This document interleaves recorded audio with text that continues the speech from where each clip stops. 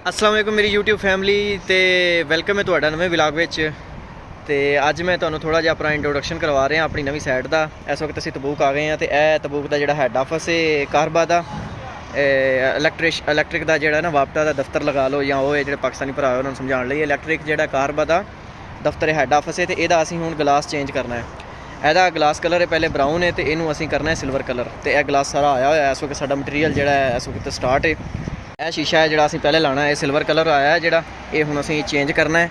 यह नवा लाना है। यह टोटल ग्लास आए हुए पेटियां दे विच यह जिन्ने भी सारे ग्लास आए हुए ने तो ये असीं लगा के इनू अपनी इस बिल्डिंग नू दोबारा नया कर देना है। ਇਹਦਾ ਜਿਹੜਾ मैं तुहानूं नाल नक्शा दिखा रहा ऐसे वीडियो के नाल असीं ਇਹਦੇ होल्डर वगैरह हर चीज़ जिहड़ा समान रेडी कर रहे हैं। सानूं नवी साइड मिली अलहमदुलिल्लाह काफ़ी बड़ी है 4 फ्लोर उच्ची है। तो इन्हां दे विच असीं काम करना है लिफ्टां दे विच लिफ्टां दे विच काम करना है।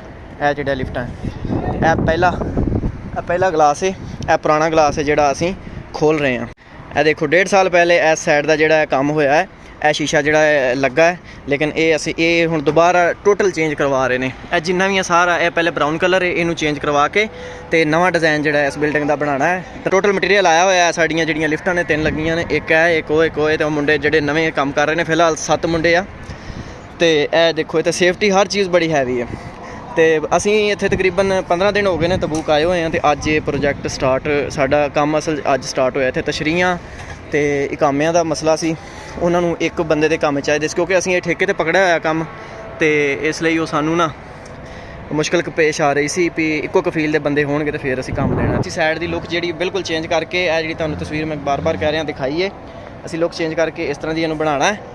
तो नवी है देखो हुण इन्हां को पैसा देखो कितना है मतलब बिल्कुल न्यू ग्लास है 1.5 साल पहले पुराना काम होया तो ये दोबारा इन्होंने बदला के नवा ग्लास लवाना है। सिर्फ की है कलर चेंज कराना है। पूरे सऊदी अरब के जितने भी कारबा ने उन्होंने जिहड़े हैड ऑफिस ने या कोई दफ्तर ने उन्होंने ग्लास लग रहा जिन्होंने ग्लास पहले नहीं है उन्होंने ग्लास लग रहा तो जिन्होंने लगा है उन्होंने दोबारा पटा के तो नवा ग्लास लवा रहे हैं शीशा दोबारा नवा लवा रहे हैं।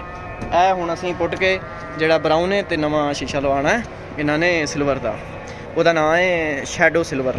इत्थे सेफ्टी भी काफ़ी हैवी है। देखो असीं एलमूनीयम कट्टना है अपना यह ग्लास लगाने वास्ते होल्डर जिहड़े कट्टने ने यह जिहड़े जिन्ने भी कट्टने ने असीं रेडी कर रहे हैं ग्लास के होल्डर ने ग्लासां नूं पकड़ाउण वास्ते। तो इत्थे इन्हां ने तोहफाया ना रखवाया भी जिहड़ा अग ना लग जाए हालांकि इसदा कोई खतरा नहीं अग दा। तो यही है यह काम हो रहा साडा बस स्टार्टिंग है। तो अज का जो इंट्रोडक्शन अपनी साइड का कराना सी वीरां भरावां नाल इन्नी की वीडियो सी। यह साडी साइड का जिहड़ा इंजीनियर सानूं यह मिलिया है साडा इंजीनियर भी है साडा सेफ्टी ऑफिसर भी है सब कुछ ही है मतलब तो बहुत अच्छा बहुत नाइस बंदा है तो सूडान से। तो इस वीडियो के हुण एंड ते असीं इजाजत चाहते हैं तो इंशाल्लाह मिलते रहांगे तो यह साइड जिवें असीं बदलांगे तुहानूं दिखाते रहांगे। तो बाय बाय अल्लाह हाफिज़।